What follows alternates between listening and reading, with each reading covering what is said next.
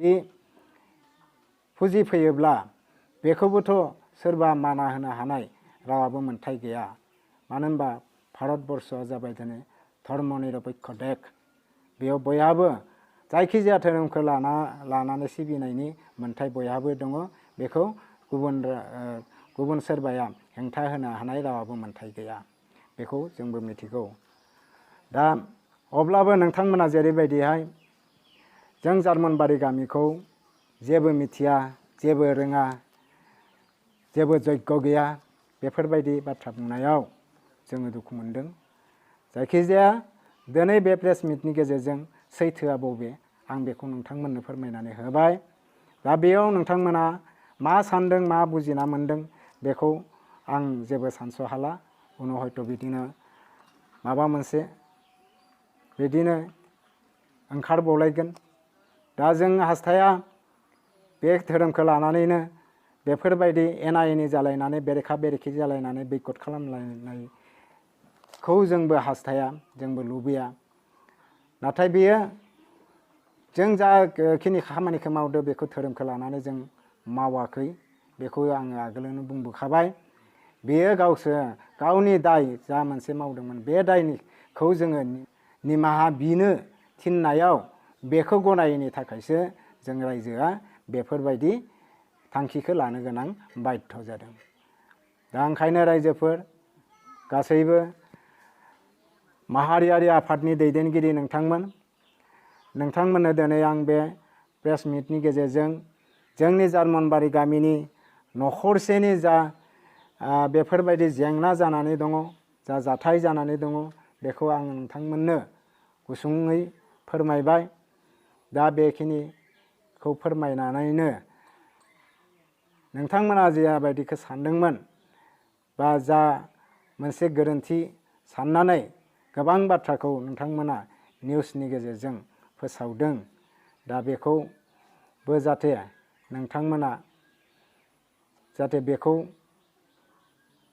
नोंथांमोना आरोबाव बेफोरबायदिखौ जाहाथे फोसावनाङा। धनिराम बसुमतारी, दिदोमस्रि बसुमतारी बा बिथांमोननि फिसाजोफोर दङ, बिथांमोनखौ आं गुरैयै रायजोनि जाना खावलायदों। जों दाबो नोंथांमोनजों जोङो जेबो बेरेखा गैया। बयकट खालामना दोनदोंबाबो जोंहाबो गोसोआव गुद गुद जानानै दङ। नोंथांमोनखौ जों बोरैहाय बोजबना लानो हागोन। दा ओंखायनो नोंथांमोना जेरावखि थायाथों मानो फैनानै रायजोजों गोरोबफैनांगौ। आगोल जेरैबायदि सोलिदोंमोन बेफोरबायदि सोलिनांगौ। आं बेखौ दिनैनि प्रेस मिटनि गेजेरजों नोंथांमोनखौ खावलायहरदों। आंनि दिनैनि बे प्रेस मिटखौ एसेयावनो फोजोबबाय। गोजोन्थों। हाबैयोब्ला एसेबांखिनि खना फोनांनाय जागोन। 5,000 फाइन होनांगोन। रायलायनो मोना। बबेबा जुदि लोगो मोननानै रायलायनाय नुयोब्ला 5,000 फाइन होनांगोन। आरो बिथांनि नखरनि सोरबा सुबुङा जोंनि गामिनि नखरनि सोरनिबा हाबैनो मोना, रायलायलायनो मोना। बिदिहाय जों मोनसे माने लिरनानै दोनबाय, प्रस्ताब आकारै सुक्ति लिरनानै दोनबाय। दोननानै बिदिनो थाबाय, थायै दिनै बिथांखौ जोङो बयकट खालामदोंबाबो धोरोमखौ लानानै जोङो बयकट खालामनाय जायाखै। एसे आगोलाव नोंथांमोननो फोरमायखाबाय जे आफादगिरिखौ जोनायनि थाखायसो बेखौ निमाहा बिनो होदोंमोन। नाथाय बे निमाहा बियावसो जों बिथांखौ गामिनिफ्राय एरख'ना दोननाय जादों एबा बयकट दोननाय जादों। आरो बेयाव जोङो साइन बर्डबो मोनसे होखाना दोननाय जादोंमोन जे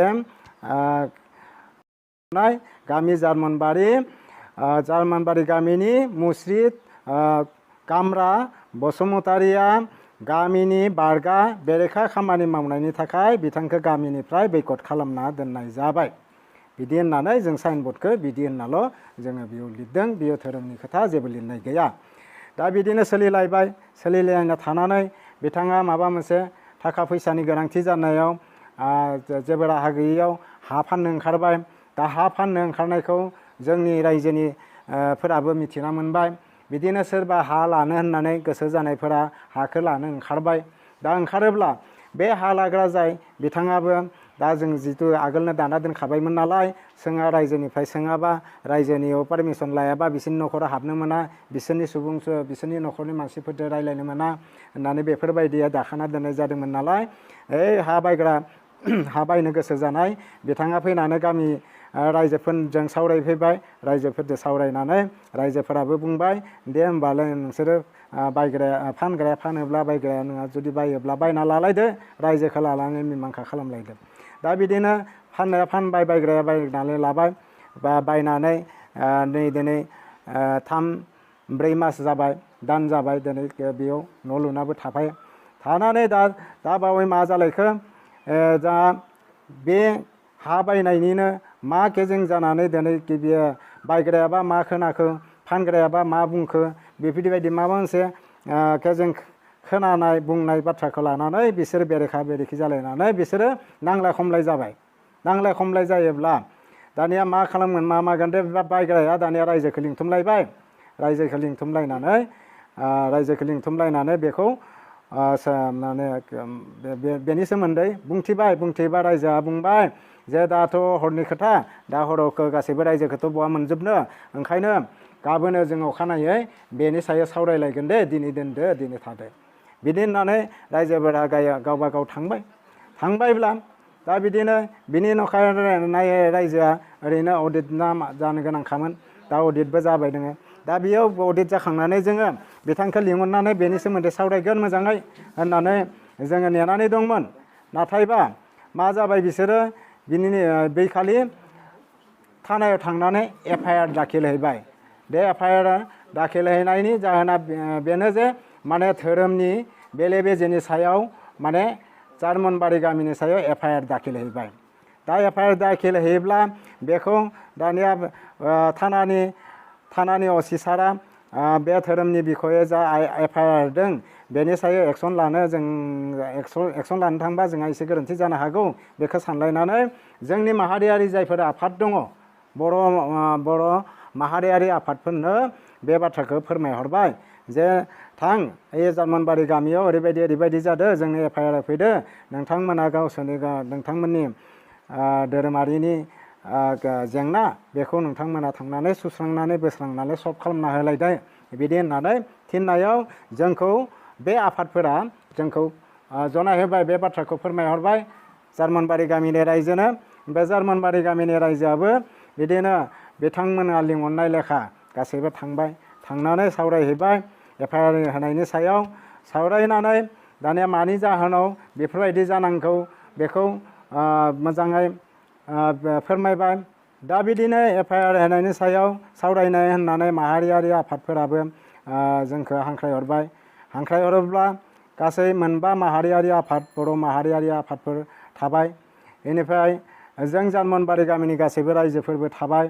बेनिफ्राय बे धनिराम बसुमतारी, बिनि बिसि दिदोमस्रि बसुमतारी आरो फिसाजोफोर 3 आरो लोगोसे बिजामादै 1, बिसोरखौ गासैबो ज' खौसे लोगो नांलायनानै बेनि गेजेराव बेनि सोमोन्दै सावरायलायनानै थिरांथा जाबाय मा, जे आगोलो जेरैबायदि खोथा बाथ्राखौ लानानै बयकट खालामनाय जादोंमोन, दा बेखौ जेनेबा गारनानै गोरोबलायनांगौ, जों मिलायनानै थालायनांगौ।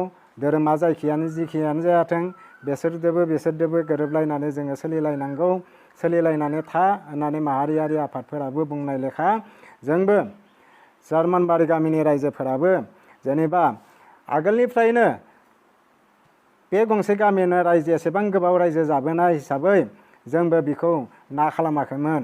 जों नेगासिनो दंखायोमोन माला फैनानै गोरोबफैनो, जोंजों गोरोबफैथों होननानै।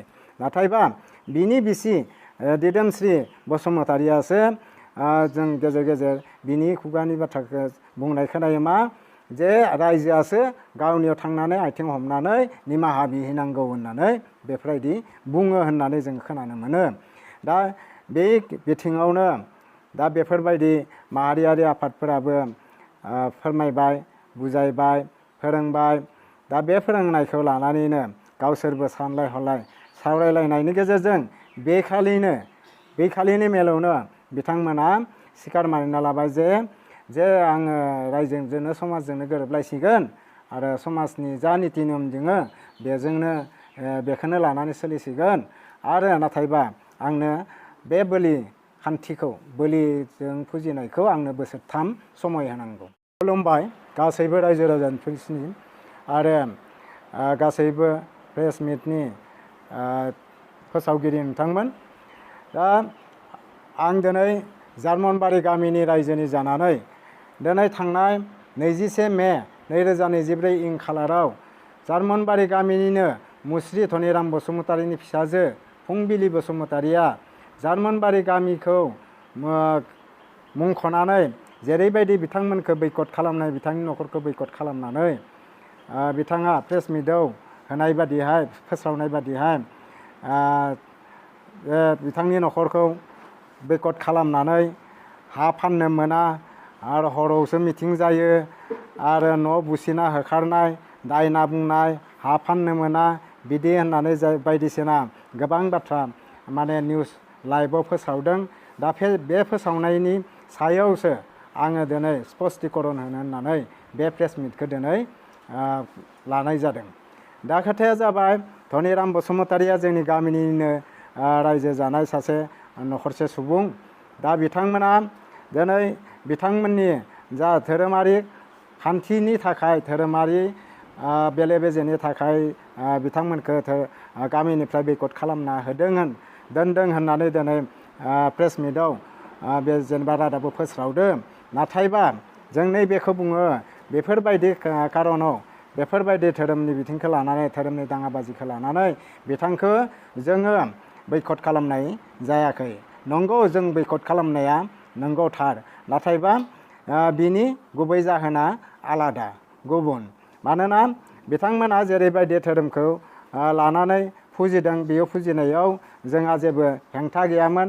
बिथांमोना जोंनिफ्राय बिख'ना लादोंमोन, खावलायखादोंमोन, बा बिथांमोना गाबख'ना लादोंमोन जे आंहा ओरैबायदि आंनि बिसिनि मेगननि बेराम जादों।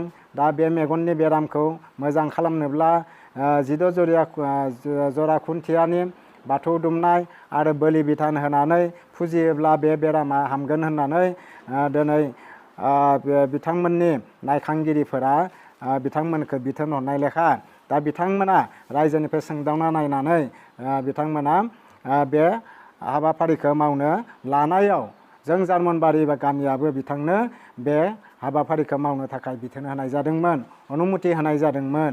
लोगोसे बे बावनाय थिनाय बायदिसिना होनायजों अनुमति होनायजों लोगोसे जार्मनबारि गामिनि गासैबो रायजो राजाया बिथांमोननि बे हाबाफारिखौ मावफुंनायाव गासैबो दोलो नोगोरै हेफाजाब होलायदोंमोन, मदद होलायदोंमोन। नाथायबा दिनै बिदि मावै मावै फुजा होयो, खेबसे नङा खेबनै फुजा होनायावबो जों रायजो राजाफ्रा गासैबो दोलो नोगोरै हेफाजाब होलायदोंमोन, बावथिलायदोंमोन।